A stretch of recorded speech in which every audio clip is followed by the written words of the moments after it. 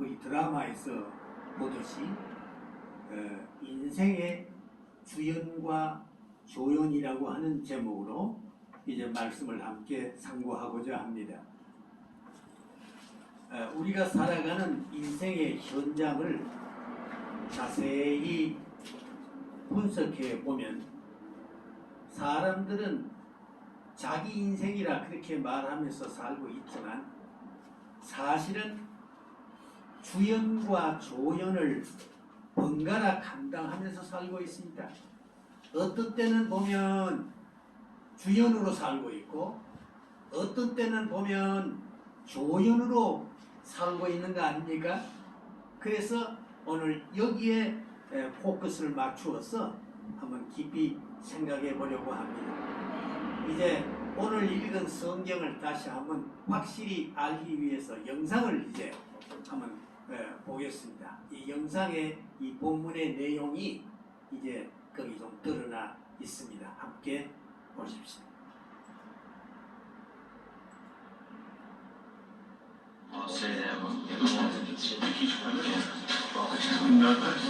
유월절 열세는 예수께서 베단에 이르시니 이곳은 예수께서 죽은 자 가운데서 살리신 나사렛에 있는 곳이라.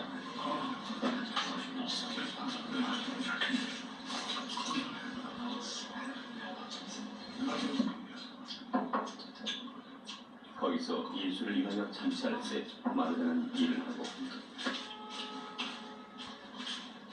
나사로는 예수와 함께 앉은 자리에 있다.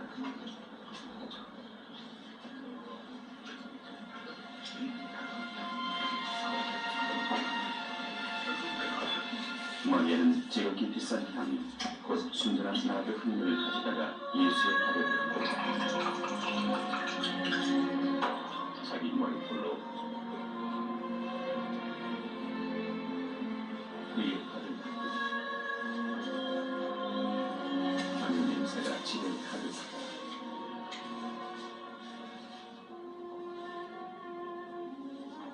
제자 중 하나로서 예수를 잡아줄 가룟 유다가 말하되 이 향유를 어찌하여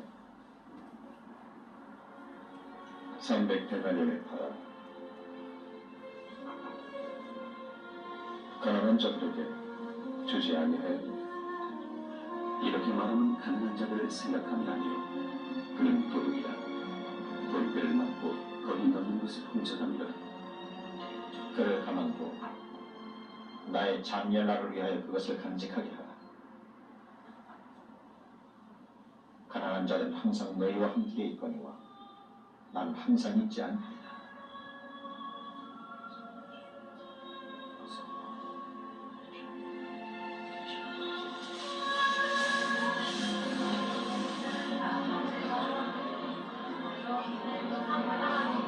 유대인의 큰 무리가 예수께서 여기 계신 줄을 알고 오니 이는 예수만 보기 위함이 아니요 죽은 자 가운데서 살리신 나사로도 보려 함이라. 대제사장들이 나사로까지 죽이려고 모의하니 나사로 때문에 많은 유대인이 가서 예수를 믿음이더라.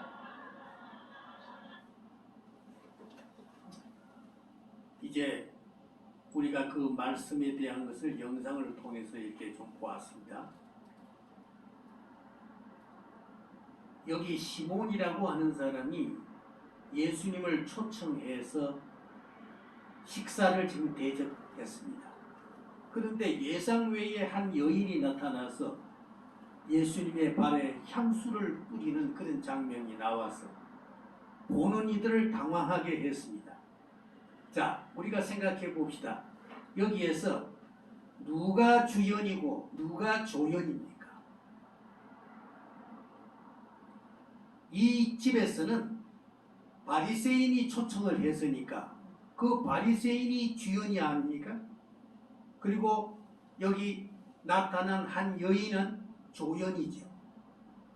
그러나 예수님은 이 한 여인에게 주연으로 돋보이게 해주셨고 바리새인은 한낱 장소 제공한 조연으로 취급하셨다는 사실입니다.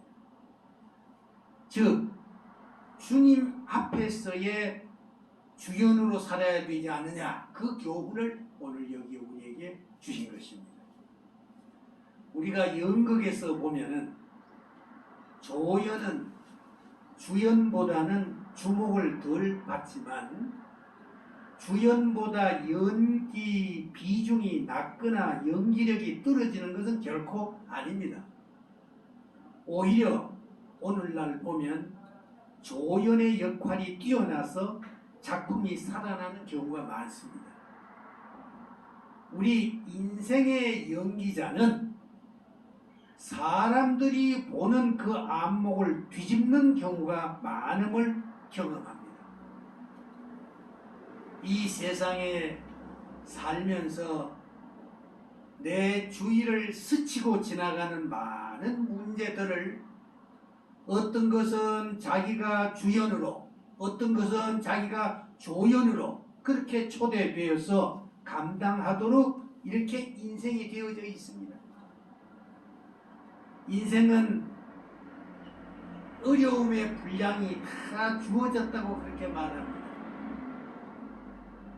문제가 있어도 사명감을 갖고 일하며 보람을 찾도록 그렇게 노력해야 됩니다.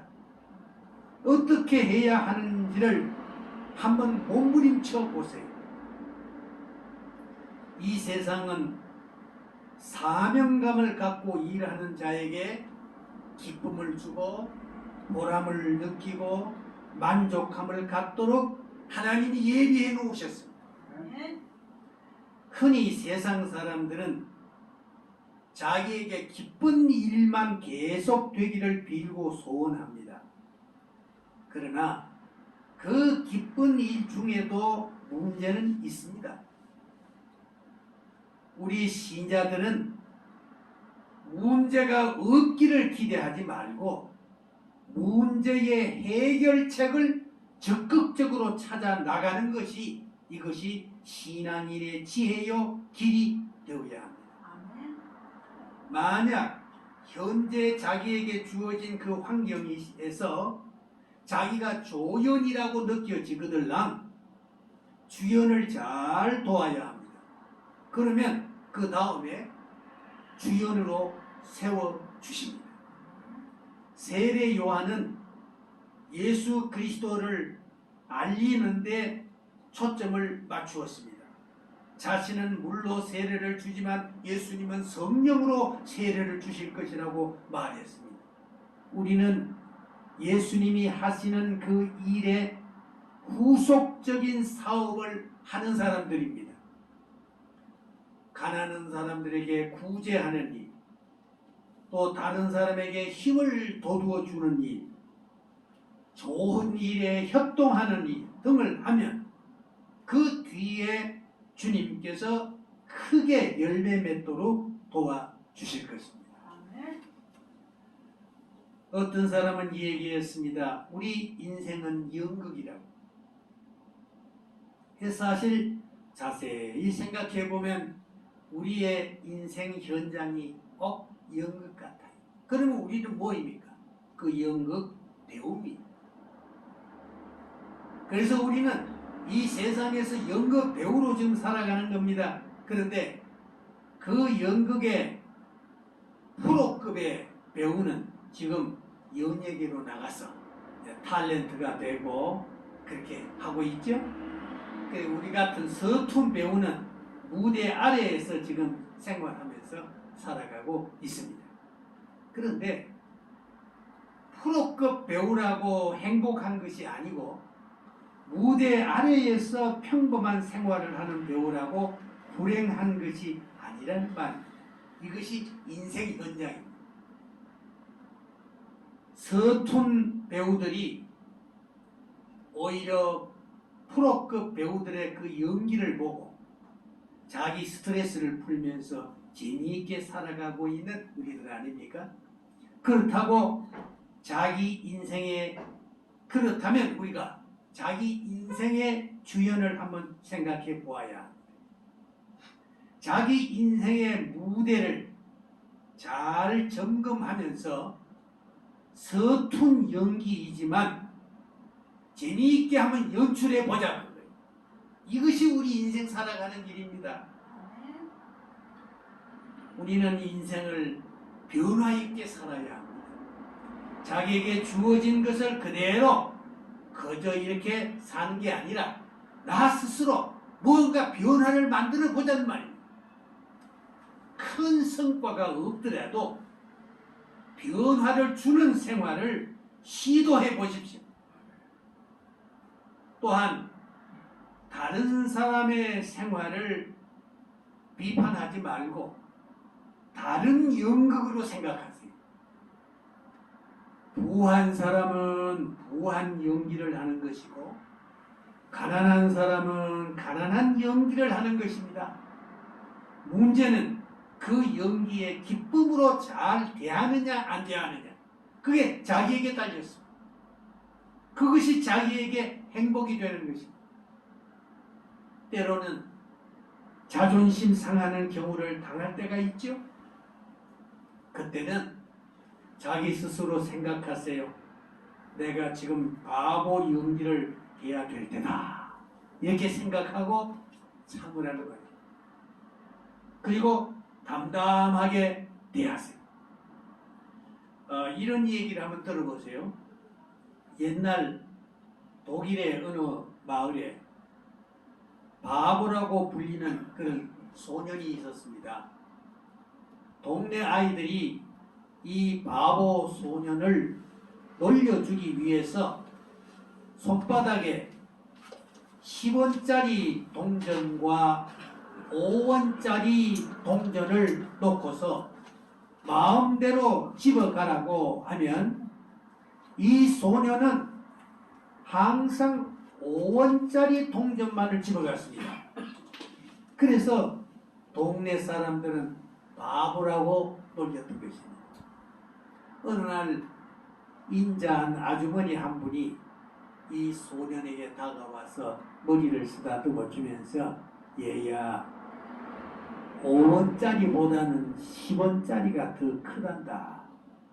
다음부터는 10원짜리를 집으려구나. 그렇게 친절하게 일러주었습니다. 그러자 이 바보 소년은 싱긋 웃으면서 아주머니, 그건 저도 잘 알아요. 하지만 제가 10원짜리를 잡으면 싱거워서 다시는 그런 장난을 안 할 거예요. 그럼 저는 돈은 못 벌잖아요. 이 소년은 바보가 아니라 실은 똑똑한 소년이었습니다. 여러분은 하나님이 자신을 선택해 주셨음을 얼마나 감사하면서 살아가고 있습니까? 그래서 얼마나 하나님의 사랑받을 일을 하면서 살아가고 있습니까? 생각해 봅시다. 세상의 교훈은 무엇이든지 노력하면 얻는다, 그렇게 가르칩니다. 그러나 하나님의 교훈은 그렇지 않습니다. 하나님의 뜻을 따라서 노력해야 한다고 가르칩니다. 혹시 남들은 잘 되는데 나는 왜 잘 되지 못하는가, 이런 생각을 한 적은 없습니까? 그래서 믿음의 정로를 어기고 억지로 꿰맞추어 보려고 하면 불행만 더 만납니다. 자신의 삶을 한번 냉철하게 살펴보십시오. 하나님은 자신이 여러 번 죽을 뻔한 그런 경우에서 건져 주신 적도 있을 것입니다. 차가 옆을 기적적으로 지나가서 비켜간 적도 있었을 것입니다. 병이 지나간 적도 있을 것입니다. 자신의 삶이 기적을 안고 살아가는 것도 모르고 불평하고 살았음을 깨달아야 합니다. 하나님은 우리들에게 주신 작은 일들을 통해서 자신의 믿음을 보시려고 하십니다. 작은 기적은 큰 기적을 만듭니다. 작은 것에 믿음으로 응답하는 자는 큰 것에도 믿음으로 응답할 줄 알고 하나님의 큰 은혜를 사모하십시오. 아멘. 여러분은 자기의 인생이 만약 연극이라 우리가 앞에서 그렇게 얘기했죠. 그렇게 만약 생각한다면 지금 연막쯤 될 것 같습니까? 이게 우리 인생을 생각하는 겁니다. 자기가 가난한 연기를 할 때입니까? 부한 연기를 할 때입니까? 신나는 연기를 할 때입니까? 괴로운 연기를 할 때입니까?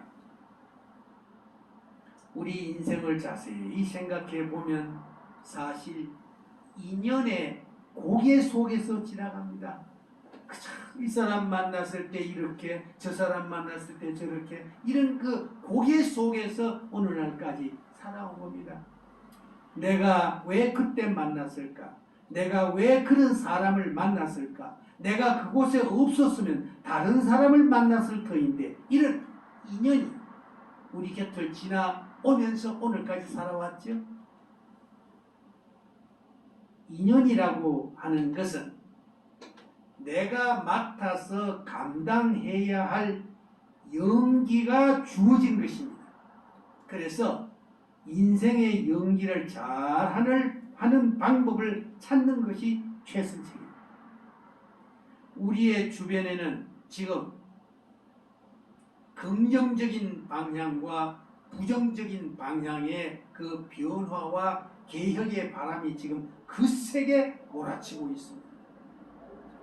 우리 종교 세계에도요, 지금 극단적인 신비주의, 광신적인 감성주의, 물량적인 종교 과시 등으로 바르게 신앙생활을 하려고 하는 사람들의 마음을 뒤흔들고 있습니다. 또한 컴퓨터 문화와 상업주의 미디어 문화가 이 세대 간의 고를 깊게 지금 만들고 있습니다. 그래서 부모 자식 간에도 서로 시대적인 문화의 그 부족한 것만 자꾸 지적하려고 합니다. 옛날 시대의 것이 다 좋은 것이 아니고 이 시대의 것이라고 다 바른 것이 아니라는 것은 쉽게 알 수 있습니다. 그러나 자기를 강하게 주장하다 보면 결국은 자기 시대의 것을 강조하기 마련입니다. 이제는 이 시대의 올바른 주연이 지금 사라져가고 있습니다. 유명한 스펄전 목사님이 사람이 올무에 걸리게 되는 이유를 4가지로 정리를 했습니다. 첫째는 가난 때문이요, 둘째는 욕심 때문이요, 셋째는 두려움 때문이요, 넷째는 분별 없는 사랑 때문이라, 이렇게 말했습니다. 낚시에 미끼가 맛이 있듯이 이런 유혹은 언제나 달콤하게 찾아옵니다. 매력이 있어 보입니다. 그래서 자기도 모르는 사이에 함정에 빠지고 마는 것입니다. 그러나 하나님은 자신이 올무에 빠져가는 것을 알고 소리치며 몸부림치는 사람을 도우십니다. 세상에는 올무를 깨닫지 못하고 빠져가는 사람들이 얼마나 많습니까? 이제 우리는 생각합시다. 나는 하나님 나라의 연기자로 살 것이다. 그렇게 마음속에 다짐하면서 살아갑시다. 우리는 이 시대에 뽑혀진 사람으로 태어났습니다. 왜 그렇습니까? 지금도 당당하게 살고 있는 것 보세요. 이 시대의 파도를 이기려면 훈련과 말씀 순종자가 되어야 합니다. 믿음을 관념으로 알고 있는 자는 하나님이 그를 채우시기, 믿음을 수양으로 혹은 취미로 알고 있는 자는 하나님이 조연으로 그렇게 물러나게 합니다. 오직 믿음을 사용하는 자만이 하나님이 주연으로 떠오르게 하십니다. 과거에 어떠했든 이제 믿음으로 새롭게 행동합시다. 하나님의 손길이 미침을 느끼게 될 것입니다. 우리 교회의 역할에도 주연으로, 조연으로, 혹은 스탠트맨으로, 단역으로 연극과 같이 없어서는 안 될 그런 존재들이 되어야 합니다. 인간은 세상에 태어날 때부터 선택에 의해서 모든 것이 좌우됩니다. 자기가 하나님께 선택받은 존재임을 확신하면서 보람있는 생애를 만들어가기 바랍니다. 이제 하나님이 주신 배역을 맡았으니 잘해야 합니다. 배역은 자기 역할에 따라서 전체에 영향을 미칩니다. 좋은 영향을 미치는 방법은 주어진 것에 심혈을 기울이라는 뜻입니다. 무대가 성공하면 반드시 그 다음에 오는 보너스가 있습니다. 배역이라는 말은 종류가 다르다는 것을 인식해야 합니다. 우리 성경에 보면 달란트 비유라는 것이 있습니다. 사람들은 이것을 해석을 잘못하고 있습니다. 5달란트, 2달란트, 1달란트는 양이 아닙니다. 숫자가 아닙니다. 배역입니다. 1달란트 받은 자는 이것을 착각을 했어요. 그래서 그게 무슨 직위인 줄 알고, 그 무슨 크기인 줄 알고, 자기 체면에 문제가 있다. 그렇게 차별로 잘못 인식해서 결국 1달란트 받은 자가 실패자로 끝나버렸잖아요. 작은 것이 아니고 다른 거예요. 구별한 것이 아니에요. 배역에는 나를 통해서 이루시는 하나님의 계획이 있고 다른 사람을 통해서 이루실 하나님의 계획이 따로 있음을 인정할 줄 알아야 합니다. 항상 감사하는 마음을 가져야 합니다. 그래서 이 달란트 비유에서는 다르다는 의미를 우리에게 가르쳐 줍니다. 우리가 가정에서 같은 부모 밑에서 자란 자녀도 그 생각과 취향이 다르듯이 같은 학교에서 공부한 학생이 사회에서 그 역할이 다르듯이 직분은 다르다는 것을 깨닫고 열심을 다해야 합니다.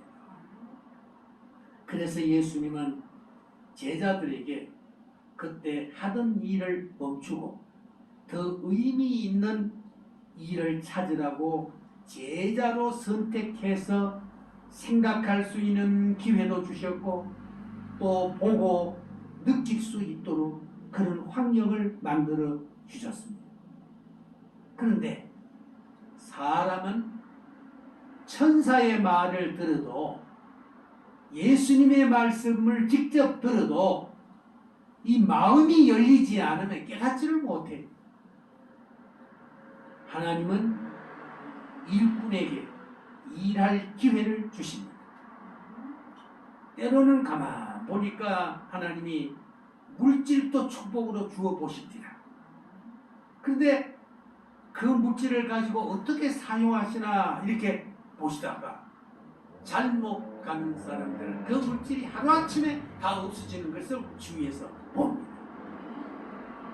주연이 되려고 몸부림치지 말고 우리 조연이 되어도 만족하는 마음이 되어야 합니다. 그게 선한 싸움입니다. 그 싸움은 자신의 마음 속에서부터 시작되어야 합니다. 이제 우리는 현재의 자리에서 어떤 보람을 느끼느냐 스스로 한번 자문해 보십시오. 외부의 어떤 모습이나 장식이 중요한 것이 아니라 내 마음의 준비가 중요합니다. 하나님은 우리 사람의 마음을 보십니다. 이 세상은 지금 어두운 밤에 길을 찾는 것이라고 그런 생각이 듭니다. 여러분이 옛날 그 철학자 디오게네스라고 하는 철학자를 아시죠? 그 사람이 대낮에 등불을 켜들고 다녔다 그러잖아요. 그래서 사람들이 이 대낮에 왜 등불을 들고 다녔냐고, 저 사람 미친 사람이라고 그렇게 별명을 얻었지만 사실은 그게 의미 있는 모습을 보여주려고 하는 거죠. 세상이 이렇게 어둡다는 것을 가르쳐 주려고 하는 그 철학자의 의도잖아요. 오늘날은 그것이 예사로운 말로 들려지지 않습니다. 자, 이제 우리들은 내가 인생의 주연으로, 하나님 앞에서 인정받는 주연으로 그렇게 사는 길을 찾아서 오늘 또 노력하면서 그렇게 살아갑시다. 이제 한번 영상을 보면서 마지막 우리가 한번 정리를 해보도록 하겠습니다.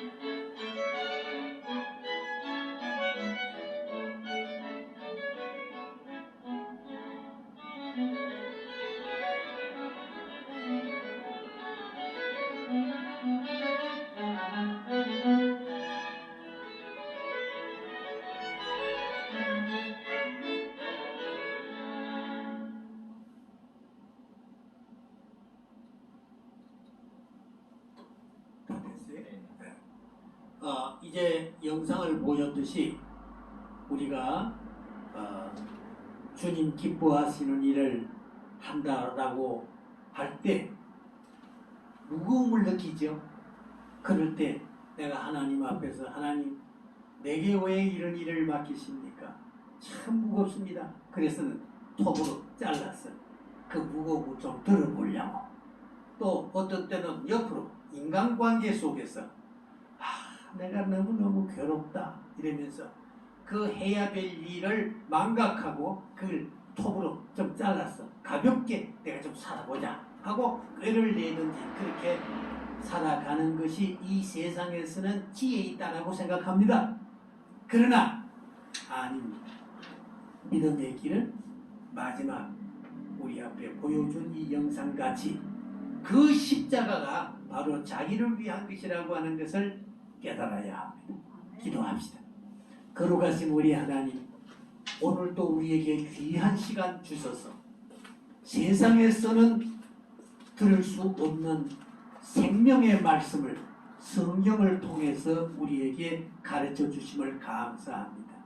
우리 하나님, 우리 자신의 인생을 돌아보면서 우리 주님께서 우리에게 이 땅에서 그래도 남은 인생을 주연으로 살면서 하나님 기뻐하시는 뜻 이루라고 기회를 주시고 있는데, 이 기회를 잘 사용해서 하나님 앞에 칭찬받는 사람 되도록 도와주시옵소서. 오늘도 우리에게 이런 귀한 기회를 주셨사오니 우리가 이 기회를 잘 활용할 수 있는 저희들이 다 되게 해 주시옵소서. 오늘도 기도합니다. 하나님, 주 예수 그리스도의 이름으로 여기 이렇게 모였사오니 하나님, 이곳을 향해서 하늘문을 여시고 한량없는 은혜와 복을 내려주시며 하늘의 빛으로 비추어